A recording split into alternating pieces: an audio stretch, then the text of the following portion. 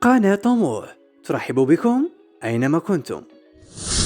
شهد معهد الحقوق والعلوم السياسية بمدينة بازا الجزائرية أول طالب جزائري يتخرج مع والديه، حيث ناقش مع بعض مذكرة تخرج ماستر من إعدادهم، وقد تحصلوا على تقدير ممتاز بنقطة 19/20. 19 جوان 2023 وعلى الساعة 3:30 حوالي مساء إلى غاية اللحظة حوالي الساعة 4:30 تمت مناقشة مذكرة ماستر من إعداد الطالبين محمد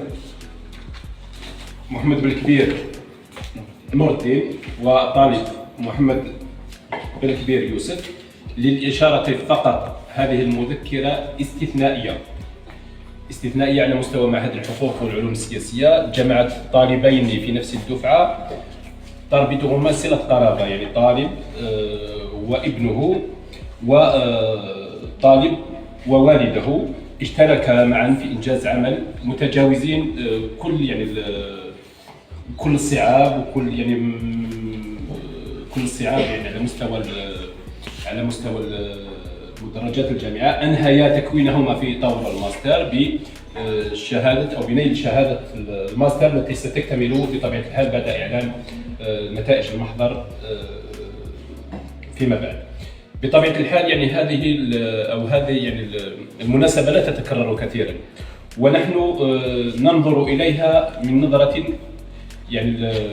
أنه ممكن أنه الطالب يوسف بشكل أخص كان محظوظا، لأن استفاد من الجامعة وأساتذة الجامعة وكل ما توفره الجامعة، واستفاد كذلك من سنده الأكبر اللي هو الوالد نتاعو الذي شاركه مقاعد الدراسة وشاركه إنجاز العمل. شكرا للطالبين وشكرا كذلك للأستاذ المشرف. أعود إلى تلاوة نص المحضر المعذرة فقط.